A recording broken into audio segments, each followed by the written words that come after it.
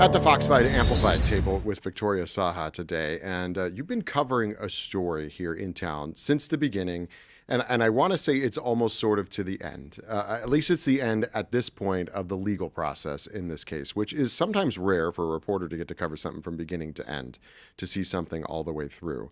We're talking about Orion Brooks, the case of him, and Christopher Suarez, who was killed in a car crash, and there was marijuana involved. And this has been a kind of a long, drawn-out process because at the beginning, when you went to court, you were able to connect with Christopher's mom. And it's a different story when you're covering it as a reporter and you're sitting there and you're talking with the family every day because you're getting what they're really feeling. And this kind of went up and down because she didn't feel at first that maybe he was being taking it as seriously as he should, and it was kind of obvious that he wasn't. But anyway, you've been covering this since the beginning, and yesterday, it sort of came to at least a legal end.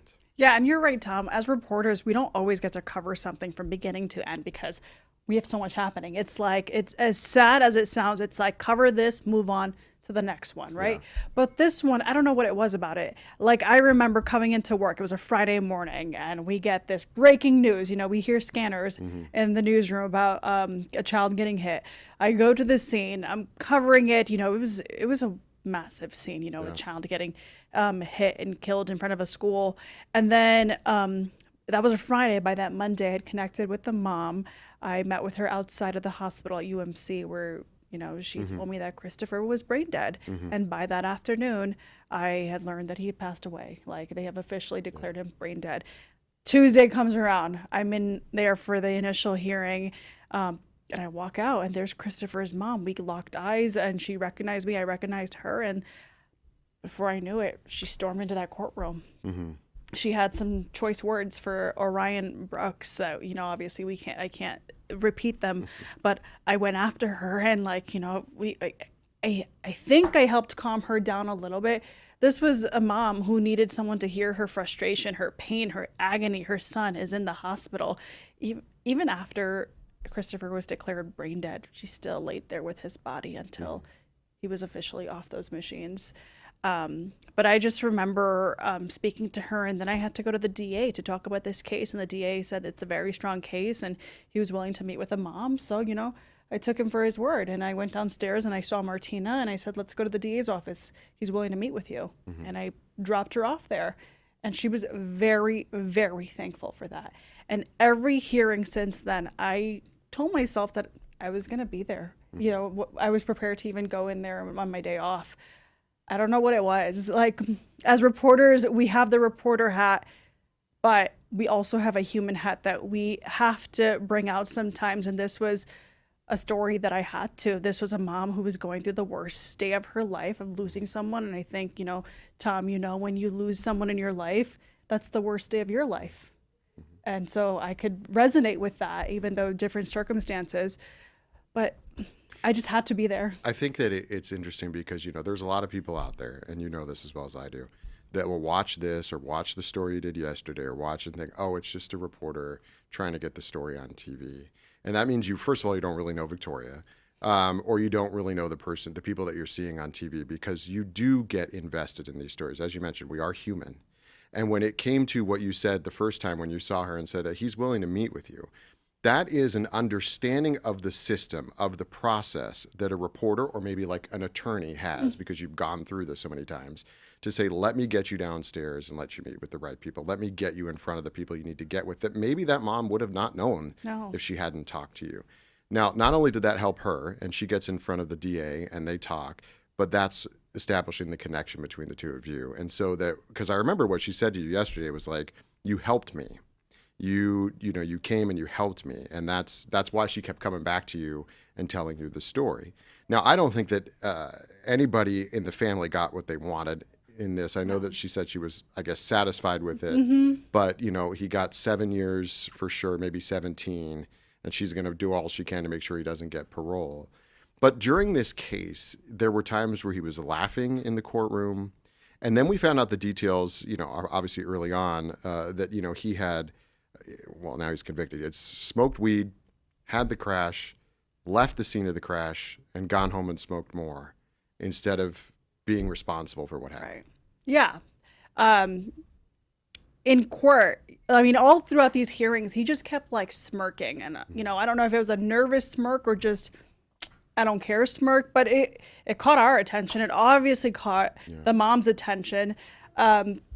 And we had what we had in the arrest report, but yesterday sitting there listening to this his statement, because he was finally able to speak, he didn't mention that he had smoked. He just kind of made it seem like this was never my intention to kill someone. Another car hit me. But his attorney had to stop as well and say, like, I think my client had gone through some trauma. And, in that arrest report, I read it as soon as it came out. There was no indication of another car hitting him. He had said sorry in court. And of course, that apology wasn't enough for Christopher's mom, Martina. I heard them crying across the courtroom. I couldn't get a look at her, but I heard the silent, the cry. Surprisingly, Orion Brooks' family was sitting behind me. I didn't hear anything from them. No silence, nothing. And even going into court yesterday and driving to court, it's weird. Like, I was trying to keep a straight face. I knew I shouldn't be getting emotional because of this. But, like, it was hard. I got there and I saw Orion Brooks. And, one of the things that he said to the bailiff was, do I have to be on TV? Like, what? Yeah. And then the bailiff said, you're going to be on TV. Yeah. But then they actually moved him to help him a little bit. And afterwards, when Martina was, giving the media her statement, and I've done that with her, at least a half a dozen times. She always talks to the media after, but I realized, like, oh, like, this is goodbye for us for now, because throughout the last 6 months, I was checking in, I was texting, maybe calling here and there, and, getting updates and giving her updates about court. But it was kind of hard to say goodbye, but this is a chapter that needed to close for the family. And, it's never going to truly close, but. And for those that don't remember, take us back to the day of the crash. How did it happen? Because unfortunately, we've had so many crashes. It's hard to keep pedestrians track, and right? so many with kids going to school that it's hard to keep track. And that's what I mean. Usually it's you cover this and you move on to the next and the next. But this was Christopher was walking to school. He's got twin sisters a year younger than him. They were all walking along. I think the twin sisters were just ahead of him. Christopher had mariachi practice that day. He was a perfectionist according to his mama. And that's when he was hit. He was inside a marked crosswalk doing exactly what we tell our kiddos to do. Follow the rules of the road. Walk in a marked crosswalk in a school zone. Yeah. So he did what he was supposed to do. Unfortunately, Orion Brooks didn't do what he was supposed to do, and that's when Christopher was hit. And there's some details of that arrest report that I don't think we've aired, and I don't think it's fair to air, because it was just the extent of his injuries was just horrible to just imagine a 12-year-old going through what he went through. I mean, his mom yesterday said, and when she went to the hospital, they handed her his book bag, and his schoolwork and homework, they were stained with blood. So I mean, that's regardless of the age, it's tough to hear about that, but especially of a kid. And when it came to the sentencing in this case, or really the case here, the trial, some of the other charges were dropped, right? So he ended up just going on trial for the leaving the scene. Yeah, duty to fail to stop. Like that. Yeah. Originally there was like a DUI charge looming, because of the admission of smoking marijuana. And that first day when I went to D.A. Wolfson's office, he had the case in his desk and in his hand, and he said, this is a pretty strong case. Fast forward to a few months later when his defense attorney was able to get him a plea deal.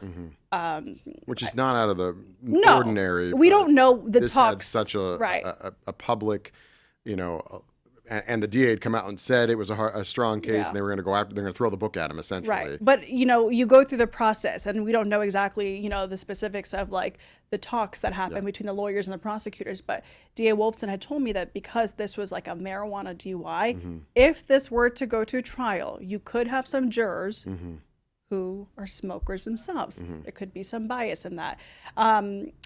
So that's why they ultimately came up with this deal. And he had said that the punishment, the sentence, would have been the same, right, as the duty to Yeah. to I step. mean, you have to also understand prosecutors are going through this and they're looking for what can we prove in court. Right. And if they don't think they have all the, the I's dotted, the T's crossed to prove these other charges, they risk losing everything. Right. Because depending on how the court case goes, the jury could just say, well, no, not guilty on everything, and then he walks free.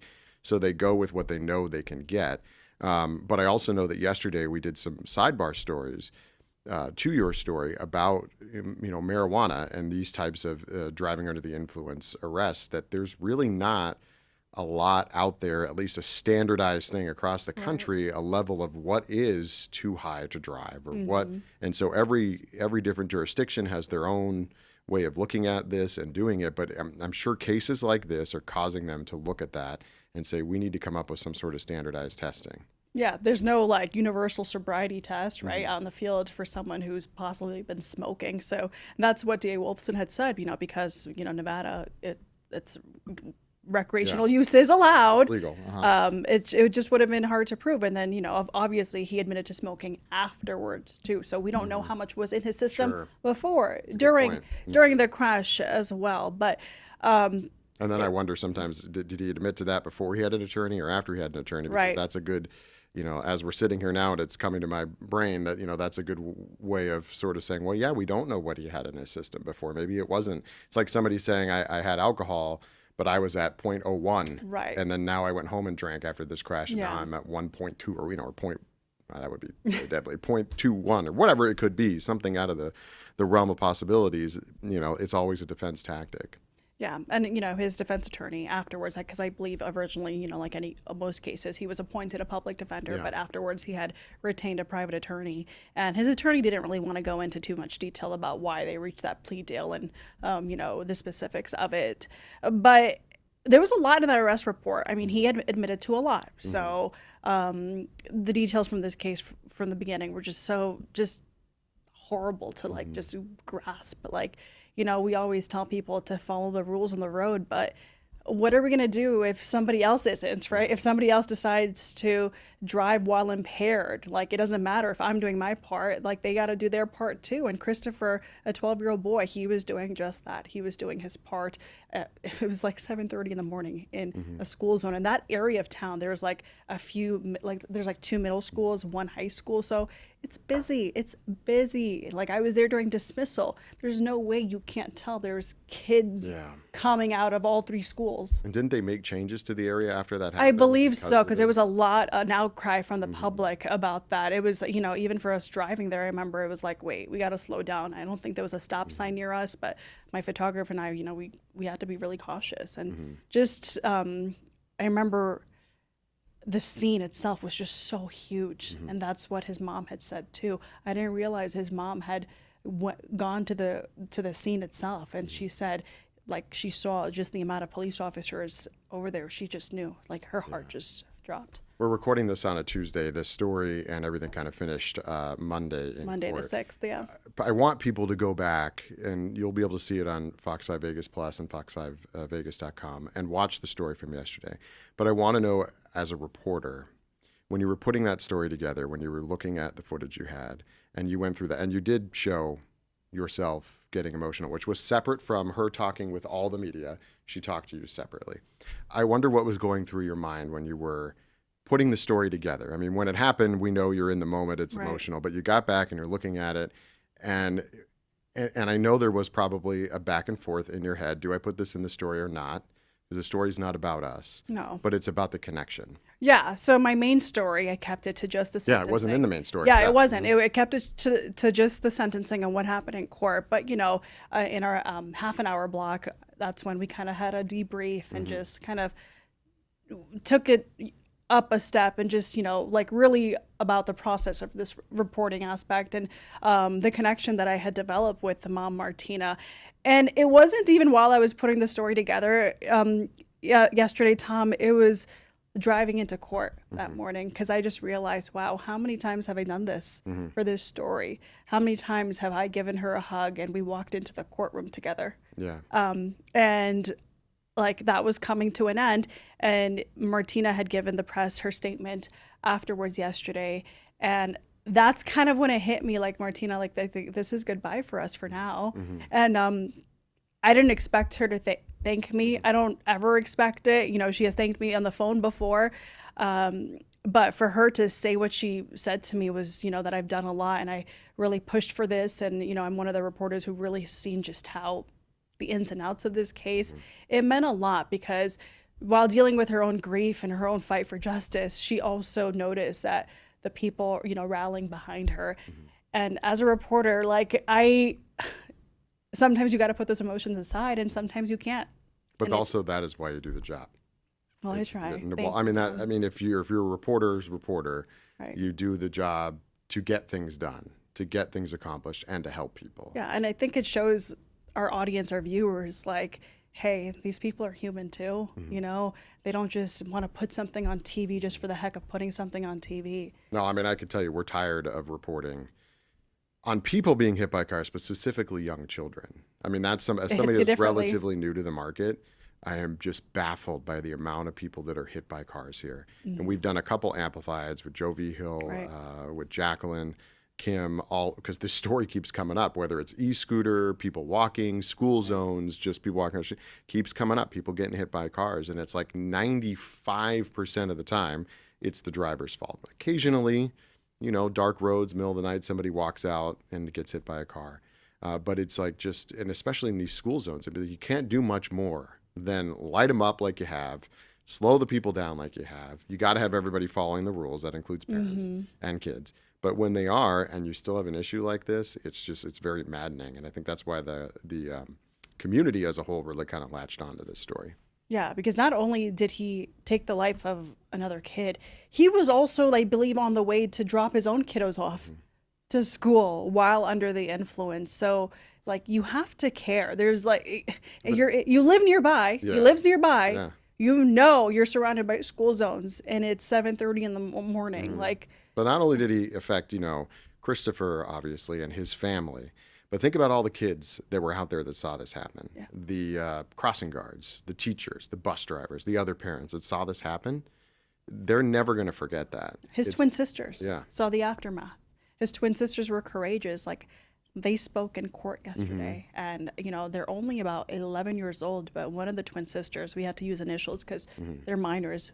She, in her victim impact statement, she said that through the short years that Chris lived, he was more of a man than you could ever be, Brooks. Yeah. And wow, that came from an 11-year-old. Yeah. So it's testament to that family and that mother. Resilient. Yeah, resilient. And you're reporting and helping them. So we thank you for sharing the story. Again, you can watch all the reporting, really, if you want to go back to the beginning, if you've not caught this case, on fox5vegas.com and Fox 5 Vegas Plus. And then, of course, throughout this, you'll see some of the bits and pieces of what we've been talking about here on Fox 5 Vegas Plus. Thanks for being with us. Thanks.